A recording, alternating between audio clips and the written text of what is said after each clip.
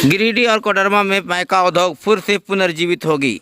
इसके कई प्रयास गिरिडीह विधायक सुदीप कुमार सोनू लगातार कर रहे थे और झारखंड सरकार ने इस पर दिलचस्पी दिखाई और कई फैसले लिए हैं, जिसका फलाफल जल्द ही आपको गिरिडीह में देखने को मिलेगा। इसी प्रयास से गिरिडीह के इस विधायक सुदीप कुमार सोनू के इसी प्रयास से खुश होकर गिरिडीह चैम्बर ऑफ कॉमर्स ने गिरिडीह विधायक सुदीप कुमार सोनू के सम्मान में प्रोग्राम आयोजित कर गिरिडीह विधायक को सम्मानित किया है। चैम्बर्स ऑफ कॉमर्स के सदस्यों ने कहा कि माइका पुनर्जीवित हो जाने से गिरिडीह में अपार रोजगार के अवसर बढ़ेंगे और यहाँ के बाज़ारों में फिर से रौनक लौटेगी। मौके पर गिरिडीह विधायक सुदीप कुमार सोनू ने कहा कि गिरिडीह और कोडरमा में विश्व स्तरीय अबरख खदान है, जो कुछ वर्षों पहले बंद कर दिया गया था, लेकिन झारखंड की हेमंत सरकार इसको पुनः चालू करने के लिए काफ़ी चिंतित थी और जल्द ही अब यह खदान चालू हो जाएगा, जिससे गिरिडीह और कोडरमा के युवाओं को बहुत बड़ा रोजगार मिलने जा रहा है। इधर विधायक के प्रयास से गिरिडीह के युवाओं में भी खुशी की लहर है कि एक रोजगार के बड़े अवसर गिरिडीह में पैदा होने वाले हैं। जब वस्तु स्थिति से हमने श्रीनिवासन साहब को अवगत कराया तो मेरी एक गट फीलिंग है कि उस महिला की बोली में जो लचक थी या जो दर्द था, उससे श्रीनिवासन भी अछूते नहीं रहे थे। उनकी आंखें भी नम हो गई उस महिला को देखकर। उसके बाद बोले चलिए जितना देखना समझना था हमने समझ लिया, अब हम लोग चलते हैं सरकार के स्तर से इन लोगों की बेहतरी का कोई प्रयास करते हैं। तो लिया भी जाना था तो लिया जाना इसलिए रुक गया था कि उसके बाद उनको भी थोड़ा सा वो भारी हो गए थे। उस महिला ने जो अपनी व्यथा बयान की थी वो हम अपने शब्दों में बयान नहीं कर सकते हैं, लेकिन यह दिख गया था कि ग्रास रूट पर जीवन जीविका के लिए कितना महत्वपूर्ण मायका था और है उस इलाके में। फिर कई बैठकों के दौर चले, कई समस्याओं की बातें आई, कई तरह की चीजें हुई। हमारे कुछ अजीब सी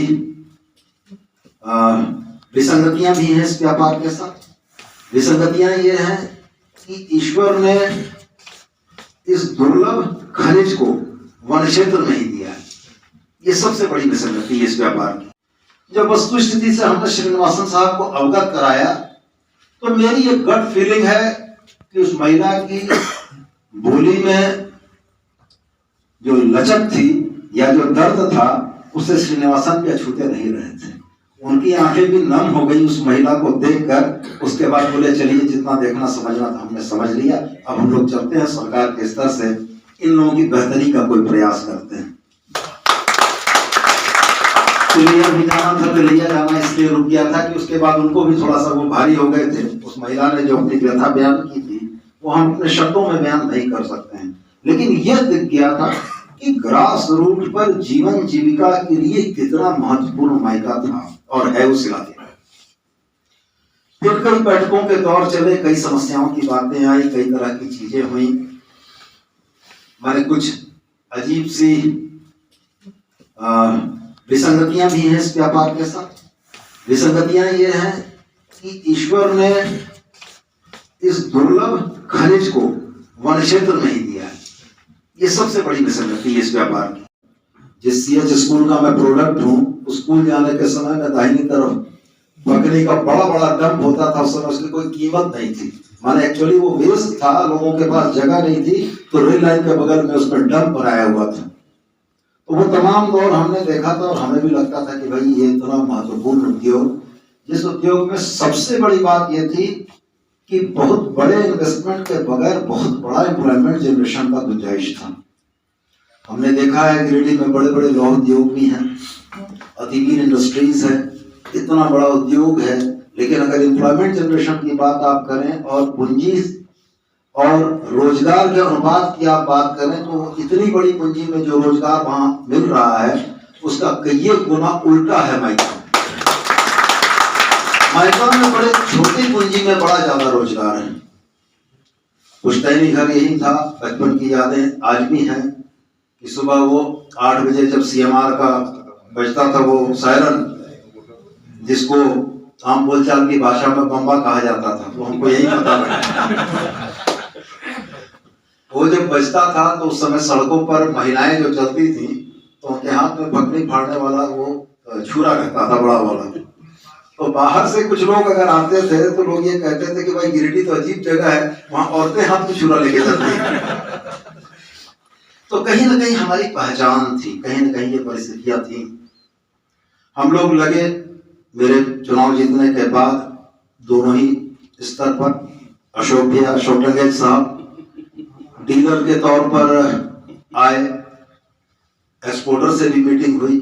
कहीं ना कहीं अशोक डंगेल साहब को ये लगता था कि एक्सपोर्टर के मुद्दे पर बात हो जाएगी, डीलरों के मुद्दे पर बात नहीं होगी। लेकिन मेरा ये मानना था कि इस माइका व्यवसाय के 3 स्तर हैं। एक स्तर वो है जो तीसरी और गामा या कोडरमा में है, दूसरा डीलर्स हैं और तीसरे एक्सपोर्टर्स हैं।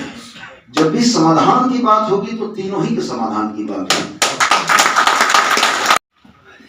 आज इस सभा की अध्यक्षता कर रहे राजीव भैया, मंच पर मेरे साथ बैठे हुए अशोक जैन साहब, मेरे मित्र जीडीसीसी के अध्यक्ष निर्मल जी, और माइका व्यवसाय से जुड़े हुए डीलर और एक्सपोर्टर दोनों ही लोग जो चलकर यहाँ पर आए, और खास करके कोडरमा जिले से या झुमरी तलिया से चलकर जो लोग आए, उनका बहुत बहुत आभार और स्वागत।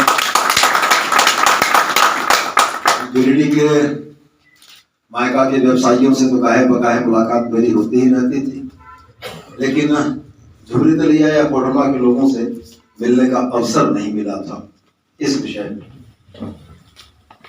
झुमरी तलिया से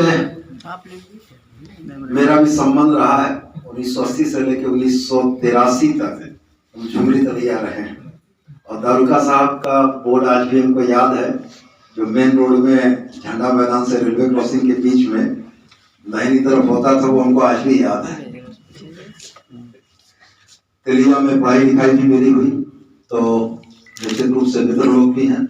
गुजराती जो बसंत फैमिली थी, बड़ा बुजुर्ग रहा, नीरज हो चाहे मेहुल हो, ये लोग मेरे बड़े क्लोज रहे और आज तक हम लोग एक साथ हैं।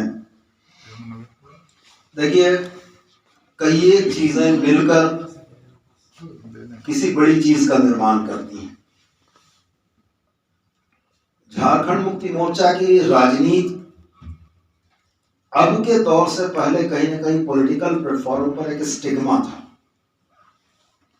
जिसे हम कहें कि शहरी या उच्च मध्यम वर्ग या प्रबुद्ध जो लोग हैं, वो बड़ी गंभीरता से नहीं लेते थे। इसमें पुल बनने का काम हमारे मित्र निर्मल जी ने किया। निर्मल जी ने व्यवसायियों के बीच में यह विश्वास जगाने का प्रयास किया कि यदि सोनू विधायक बनकर आते हैं तो निश्चित रूप से सजग और मुखर व्यक्तित्व के तौर पर काम करें। और आपके विश्वास और आपके प्रोत्साहन ने कहीं ना कहीं मुझको इस बात के लिए बाध्य किया कि जिस माइका उद्योग की चमक से गिरिडीह और कोडरमा की रोशनी नहीं बुझती थी, जिस तीसरी में मैं गया था जहां पर की स्पेशल लाइन थी तीसरी के लिए, वो आज अंधेरे में है। और मैं अपने बचपन का जो दौर मुझको याद है 80 से 83 का, कोडरमा की झुमरी तलिया की सड़कों पर माइका या भकनी ऐसा पड़ा रहता था जो कहना नहीं था। गिरिडीह कोडरमा के उद्योग जगत की रीढ़ माइका के संबंध में माइका के व्यवसाय से जुड़े हुए तमाम लोगों ने मेरा ध्यान आकृष्ट किया था। हमने माननीय मुख्यमंत्री से माइका उद्योग से जुड़े हुए तमाम लोगों की मुलाकात भी कराई, और इसके बाद लगभग 1.5 वर्षों के उपरांत इस नीति ने मूर्त रूप लिया है। माननीय मुख्यमंत्री के द्वारा 3 फरवरी को इस पर सहमति प्रदान कर दी गई है, और आगामी कैबिनेट की बैठक में ये पॉलिसी आ जाएगी। और मुझे बड़ी उम्मीद इस बात की है कि गिरिडीह कोडरमा में इस व्यवसाय से जुड़े हुए 50,000 लोगों के रोजगार को बेहतर करने का एक रास्ता प्रशस्त होगा, और गिरिडीह की जो रौनक माइका के चलते थी उसको भी वापस लौटाने में हम लोग कामयाब रहेंगे।